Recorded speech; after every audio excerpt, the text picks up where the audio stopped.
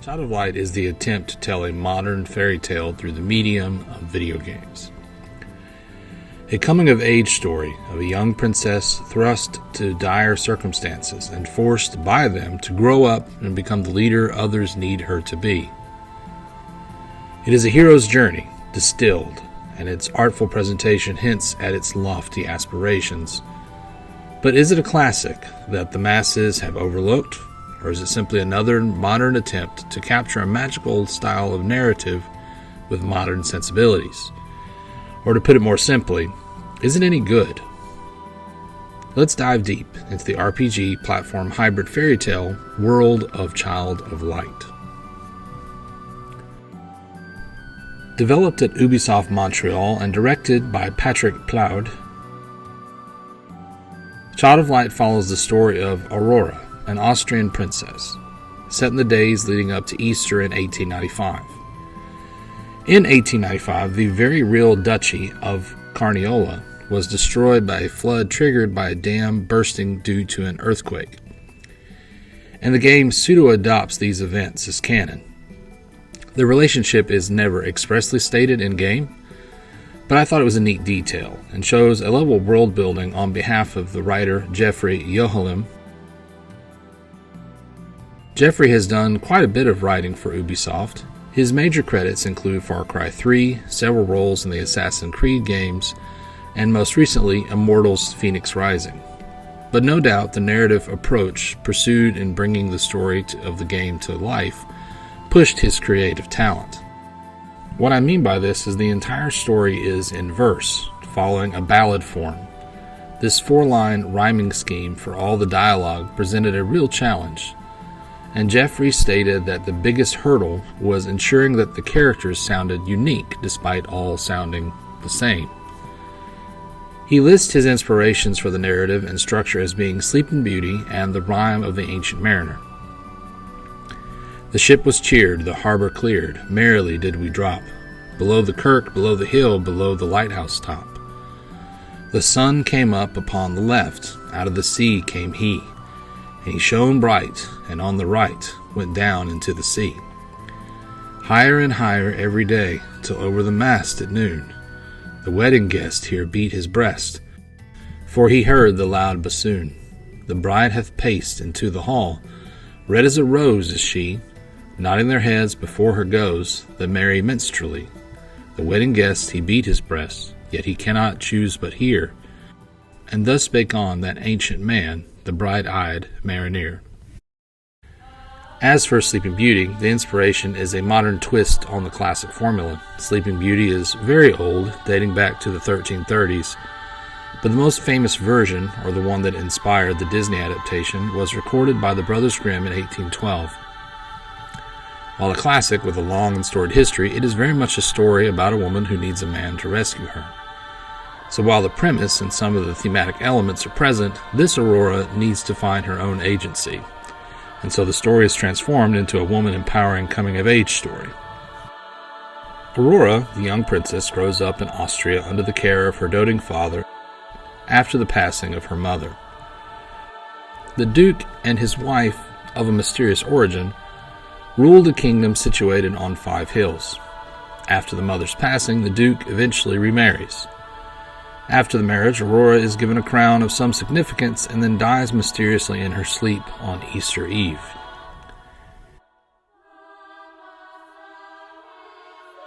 Aurora awakens in Lemuria, a mysterious fairyland filled with wonders like no other. Overcome, young Aurora cries out in fear, but a voice beckons her onward, encouraging her until she finds Igniculus. Igniculus is a fairy or a drop of light. Igniculus and the mysterious voice guide Aurora onward still through the wood till it is revealed that the voice belongs to a mysterious old woman trapped in a forgotten temple. Let's examine Aurora and her early characterization. She is not a hero from the start. She's a child, and she behaves as one. As the game progresses, she will mature and grow, but there are some characteristics that are already evident, and she will retain. She is kind and comforting, but also mischievous and playful. She loves her father deeply, and it is by far the main motivation she pursues in-game. to get back home and be reunited with him. Without her presence, he has fallen into despair. With each passing hour of the playthrough, as the waters of the flood rise in the real world, her father's strength fades. To free the woman of the wood, Aurora draws a sword from a pedestal under a statue of a warrior. This initiates the first battle of the game, and it's a turn-based system, and a classic one at that. Combining ATB bars with a turn order bar, the player can see the projected turn order and manipulate it through careful planning. Igniculus can be controlled in battle by a second player or with the analog stick and shoulder buttons to slow down enemies' ATB bars or to heal party members. Also, attacking an enemy during a certain phase of the turn order can reset their progress on the bar, similar to games from the Grandia series. As of yet, Aurora and Igniculus are our only two playable party members, but that will be expanded before too long. Aurora struggles to swing and wield her sword, but despite this, she comes out victorious over the Lady of the Wood's captors. The lady explains Lemuria's current plight. It was once ruled by the Queen of Light, but after her disappearance, Umbra, the Queen of the Night, usurped her throne and took the sun, stars, and the moon, casting the kingdom into darkness and ruling through the terror of her might. Aurora was brought to Lemuria to recover the sun, stars, and moon and defeat Umbra. Aurora has no interest in doing any of this and only wants to return home to her father.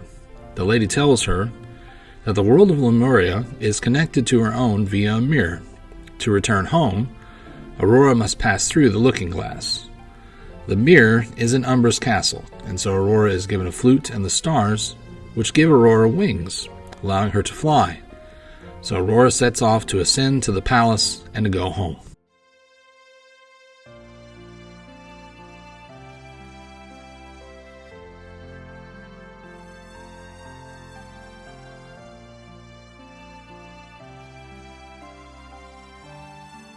Exploration in this game is done from a side view perspective and is two-dimensional. But with Aurora's ability to fly, it is not much of a platforming game in the sense that the challenge lies in traversal. There are some traversal puzzles, but there is no jumping from platform to platform. That said, the game does have a very Metroidvania-like design for its environment, though I would say the similarity does not go much deeper than aesthetic. The game proceeds in a linear fashion as Aurora moves west or left towards her goals. Another subversion? Possibly. Any backtracking is done purely motivated by the player's desire to find the game's collectibles, but you'll very rarely have to backtrack for plot reasons. These collectibles include letters dancing in the wind called confessions. These confessions are a mysterious collection of documents of varying sources. Some contain pure poetry, commentaries on the nature of Lemuria and its place in the world. These documents reveal that Lemuria seems to exist outside of time, with several portals to its borders, all in the form of mirrors. These mirrors are located in our reality, but at different points in time. Hints to the founding and shaping of Lemuria by the four explorers are also contained in the fifth confession. Later, there was a civil war, and one of the children of the four explorers was exiled through a mirror to our world. Some of these poems were written by citizens of Lemuria, while others were written by people from the real world emerging in different ages. The Balthazar manuscript is presented as a source of much of the lore and history of Lemuria, and it seems like that the pages you encounter may have come from this book, brought through the mirror to Lemuria by a girl named Sophie Ashton Ellis. Sophie, who is from Manhattan in modern times, tells the story of her search for Mr. Elm. We do not get a conclusion to her story, which has led to a theory that her journey would be the subject of potential sequels. From Aurora's perspective, this land becomes more and more terrifyingly real to her as she explores it. Each area in the game has a party member in it that can be recruited and added to your roster, though only 2 party members can participate in battle at any given time. There is a quick swap mechanic, fortunately, so with little penalty you can change to the party member that you need. It sort of reminds me of Paper Mario with the aesthetic, party strategy, and more. The first party member that can be recruited is Rubella, a jester and a member of the Aristati. The Aristati are a race of people known for dwelling in balloons, and Rubella has a peculiar speech pattern for this game anyway, which renders her unable to finish a rhyme correctly. Something always goes wrong with that fourth line. This leads to a running gag with the other characters who correct her speech. She is one of the optional characters, but she is vital to have in the party early on, so try not to miss her in the clouds. She has strong physical attacks and a lot of health, as well as some pretty potent early healing abilities. Moving further west, the party encounters a deserted village only inhabited by crows. Exploring it, you will find a lone dwarf named Finn. Finn tells the party that the crows are his fellow Capilli, who were cursed by Umbra. The only way to break the curse is to descend into the well.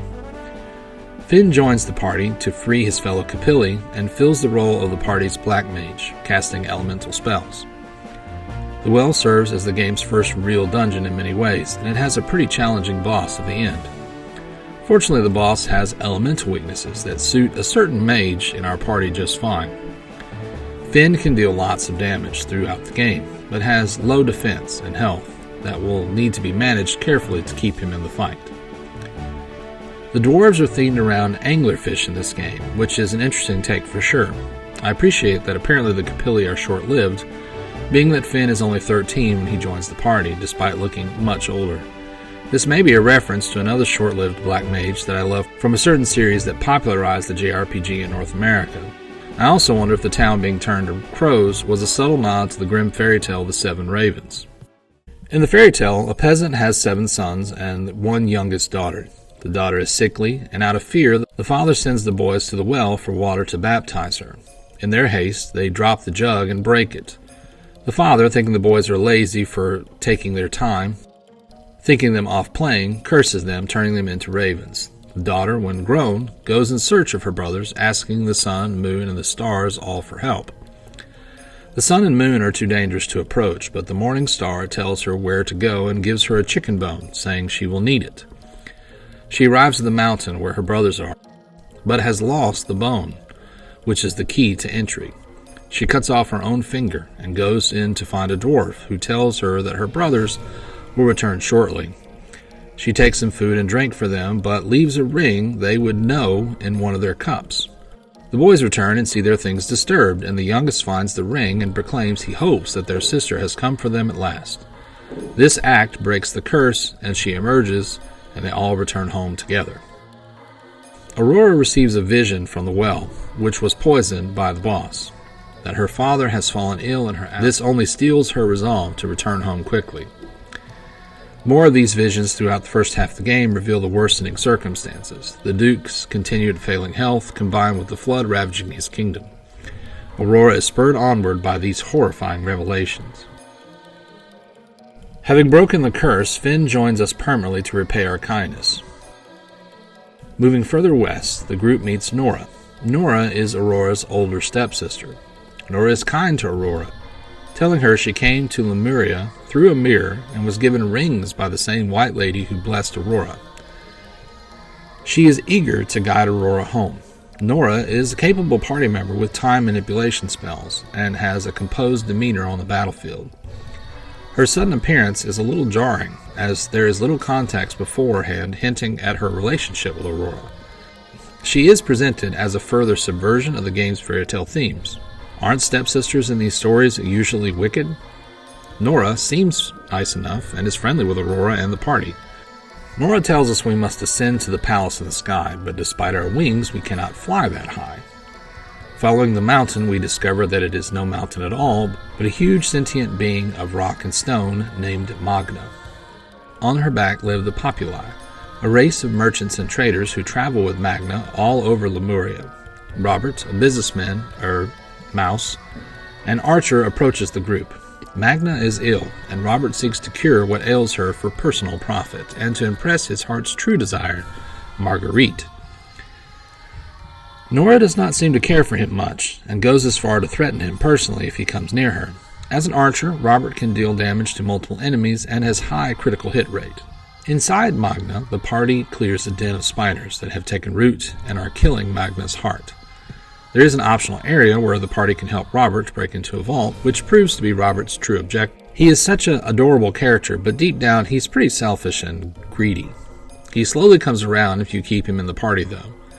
The party returns as heroes, but Marguerite is not impressed by Robert's efforts, stating that she is not some prize to be won. Defeated, Robert remains with us to learn how to win Marguerite as his bride, continuing the subversion of fairy tale tropes. There is this really poignant interaction between Nora and Aurora here, where Nora compliments Aurora's charitability and nobility, and Aurora responds by saying she loves her too. It really stands out to me in every playthrough. Aurora's reliance on Nora for strength and encouragement, and how she sees the compliment she is being paid as loving affection to reciprocate. Aurora, growing robbed of her mother's affection, hangs on her older step-sibling's every word, trusting her implicitly. It reveals a deep longing in Aurora for a mother's love. Magna stands tall, allowing us to reach the palace in the sky. On the way, we can find Rebella's brother, Tristus. Tristus is the opposite of Rebella in every way, perpetually glum and melancholy. Tristus grieves the loss of the circus and the apparent disappearance of his people. Tristus is mainly a support-type character, with great buffs for the party, eventually learning time spells as well. Paired with Rebella, they represent the range of human emotion and the metaphorical symbol of drama. Oddly, there are times when Rebella expresses deep sadness, and Tristus great joy. These moments are fleeting, but they have great meaning. Reaching the Temple of the Moon, Aurora says her goodbyes and prepares to return home through the mirror. But it's a trap. Turns out Nora is actually named Nox, and her sister and stepmother are behind the fall of Lemuria, as well as Aurora's mother's murder. Aurora is protected by a spell unknown origins tied to her crown, held to rot in the dungeon by a mysterious figure. The parallels of the story of Cinderella are plain to see in this area, as the main antagonists of the games are revealed to be a stepmother and two jealous stepsisters. I waited throughout the story for Nora to have a change of heart, won over by Aurora's spirit as she matures. I felt that in light of a few scenes that they had together and lines that they shared, they were laying the foundation for another subversion of an old fairy tale trope. But alas, the heel turn is permanent. Another parallel is Aurora's literal mother serving the fairy godmother role, which is added to the tale of Cinderella by Charles Perrault in the 17th century. Aurora has a vision from the past. She and her mother are playing in a field under a beautiful tree. Her mother speaks of duty as a sovereign before suddenly becoming ill and poisoned. Her mother, with her final breath, casts a spell of protection on Aurora, explaining how she came to be in this place. The spell protected Aurora from the poison by transporting her to Lemuria, setting up the events of the story. Awakening in the rain and hanging in a cage, Aurora plays the flute the Lady of the Woods gave her. The flute is often used to represent healing and restoration in this story, and Aurora plays it to soothe others' hearts, and in this instance, her own sorrow. The implementation of the mechanic reminds me of Ocarina's use in Majora's Mask. Like that game, there is a link between the suffering of our protagonist and the alleviation of others' suffering. The mechanic is less nuanced because it is not instigated by the player but merely an element of the story rather than of gameplay.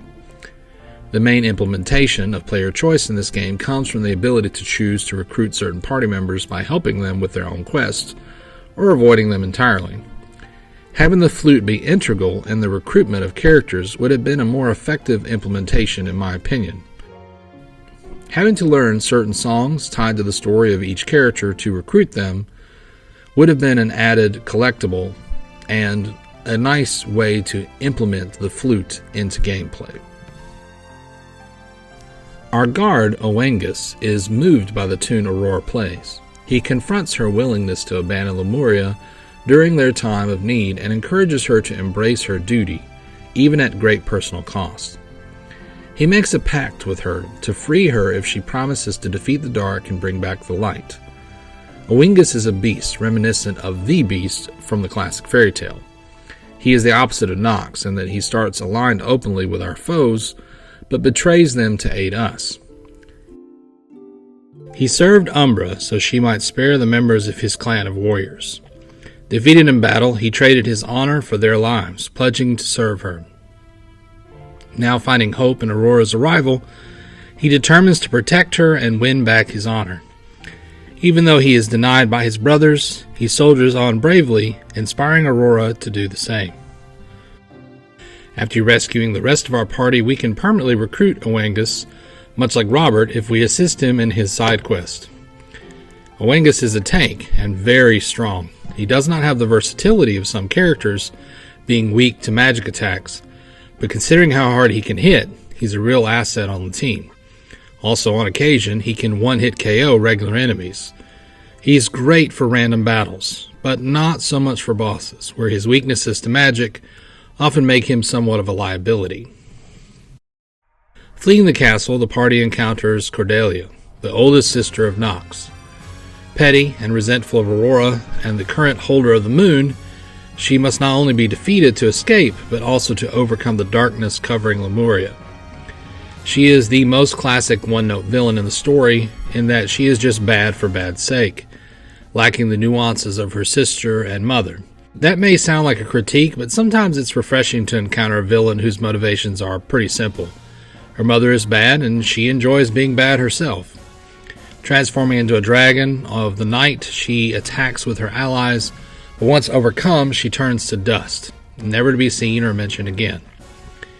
I think her purpose here is to provide a mirror for Aurora. She is the extreme personification of Aurora's desires, but Aurora has taken a different path now, and so defeating Cordelia is symbolic of her cementing her resolve to help those around her instead of solely pursuing her own desires.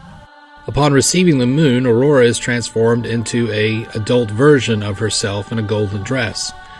Having overcome her initial trial, she is not just transformed physically, but emotionally. Her sword is no longer a burden. Her crown is firmly fixed to her brow. She has grown to accept her duties to Lemuria and the burden of bringing the suffering to an end. The moon itself is often associated with the transition from childhood to adulthood, but Aurora still has some growing left to do. She must reclaim the sun from Nox, where symbolically she would overcome her past mistakes. Then she must defeat Umbra, surpassing her parents to become the one true ruler of Lemuria. Having conquered the highest of the highs, Aurora and her friends make their way to the lowest of the lows. This is the first time during my playthrough that I get the sense the game was rushed in development, towards the end in particular. We are taken straight to the next area instead of being directed there on the map. You can go back through the map, if you like, voluntarily, but it's a jarring transition in my opinion, and likely chosen to hide the lack of additional available content on the original release. A single extra character was added as DLC afterwards, but I have never played that version, so I can only comment on any content that was in the game at its release. Reaching the coast, we are introduced to the last two remaining Pisceans. As a mermaid-like species, in some way similar to the Zora from The Legend of Zelda, Drust and Genovifa wait for others of their kind to return. The villagers had been taken one by a giant who guards the path down into the caves below. Genovifa holds faith in her parents, but Drust has a bleak outlook on their survival. He tries to protect Genovifa as best as he can despite his age and his growing fear. Defeating the giant reveals that the two are the last of their kind. Returning to the village instead of continuing on first reveals that Drust was also taken before we could intervene. Genovifa swears revenge for her people, her parents, and Drust for protecting her, and joins our party. It is common for giants and trolls to be portrayed as cruel gatekeepers of a sort. From the Billy Goat Scruff to the Hobbit, they often represent a challenge to travelers. The incredible grief and blatant desire for revenge in someone so young is appropriately dramatic and reminds the player of the stakes in the face of our consistent victories. For many in Lemuria, help comes too late. With Genovifa in tow, serving as a genuine replacement for Nox's moveset, the party is officially full, not including the DLC character. Diving into the sea to reach the lowest of the low, we finally reach Nox. We come out on top, of course, and the sun is retrieved. I feel as though Nora is either another casualty of a rushed development cycle or just a missed opportunity in general, as a chance to further subvert the narrative and add contrast to her sister. Nora receiving redemption and some form of forgiveness in the end, I feel, would have played well in the story's narrative. Maybe instead of Aurora being resurrected a second time, Nora might have died protecting her from her mother. The presentation of the sun and Nora's sacrifice could have led directly to Aurora receiving her final form and giving Umbra more gravitas for the final confrontation. Umbra is not a one-note villain like her oldest daughter. However, most of her motivations are not revealed in the game, but through additional materials and lore. This has the side effect of rendering her villainy a little less effective unless you know her history. Changing Nora's fate would have been beneficial for Umbra's characterization, giving the player more motivation and personal stakes in taking her down. After Nox's defeat, Umbra arrives and offers us a return trip home if we give to her the moon, sun, and stars. She summons the mirror and shows Aurora her dying father, who pleads with her to return. Heartbroken, she tells him she cannot abandon Lemuria to Umbra. Satisfied, he gives her his blessing, but with his death, Aurora's protected crown is broken, and Umbra strikes, killing Aurora again.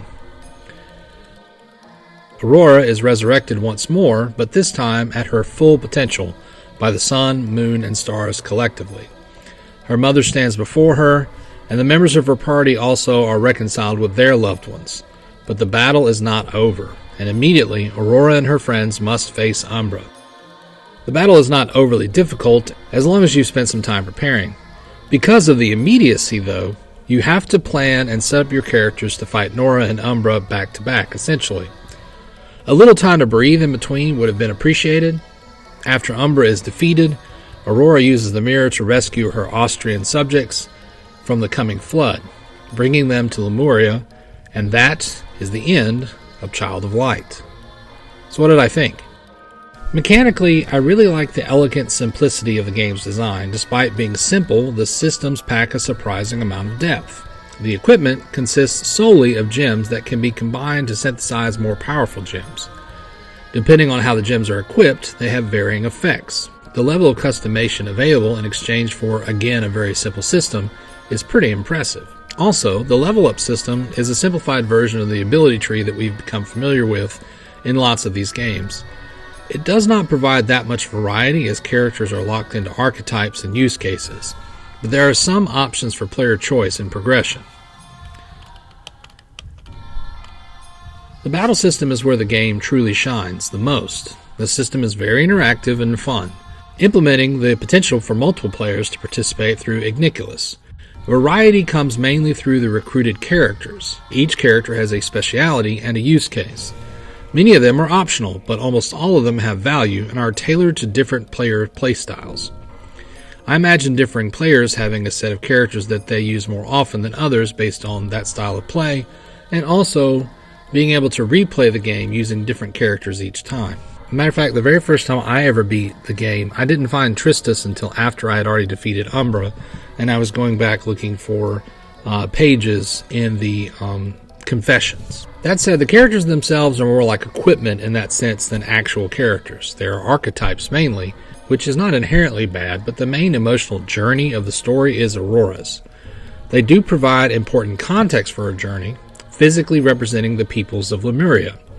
Their struggles become her responsibility as Aurora becomes more aware of the evil Umbra is doing through interactions with these characters.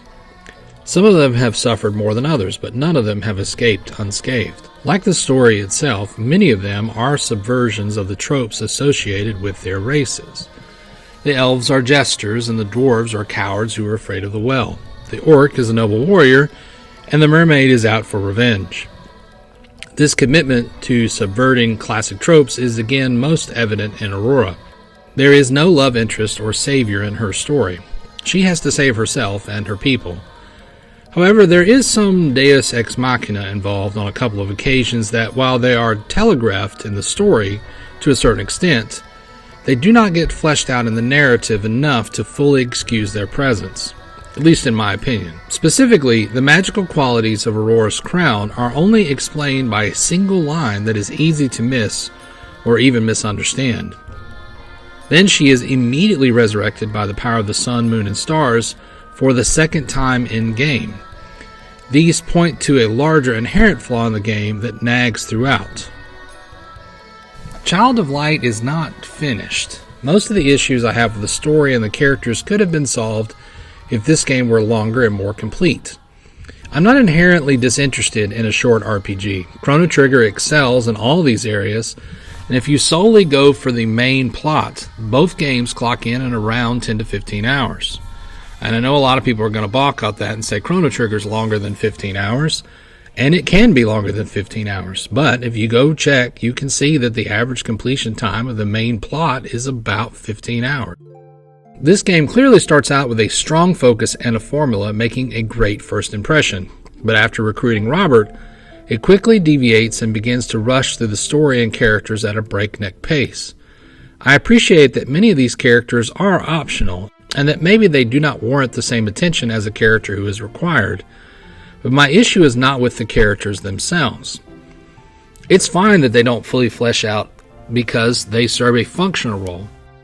And you do not honestly have to be both functional and interesting characters all the time. I mean, I would prefer both, of course, but plenty of games have carried through their stories with a couple of extra characters tagging along. My main issue with the game is just when you are starting to really pick up steam, the game is over. It's a fascinating world with interesting lore and characters. It has the bones of a good story that subverts tropes and is told in an interesting way. It does not come across as preachy or forced, and for the first portion of the game, Aurora's progression is compelling. But it is a story told suboptimally in its second half, which sounds sort of familiar. That said, the differences in quality are less pronounced than in some games that have come before. I just wish the end of the game had as much content as the beginning. I guess that's the bottom line.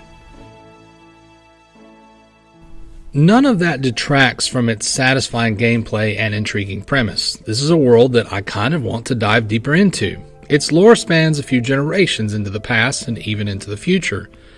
There was a children's book published a few years ago that did pick up after the ending of the game and covered the child of Robert the Mouse Archer, but as of this video, there are no announcements or plans for any more material in the series, which is a shame in my opinion. It is available for several consoles, and I own it personally for PS4 digitally and Switch physically. My physical copy does come bundled with Valiant Hearts, which is a phenomenal game and has a lot of value for content, just putting the two of the games together. It also comes with the DLC. It's just that for some reason I chose to play the PS4 version this time. I recommend seeking out that physical version bundled with Valiant Hearts. It's really a deal that you can't hardly beat. If you can find it, give it a whirl.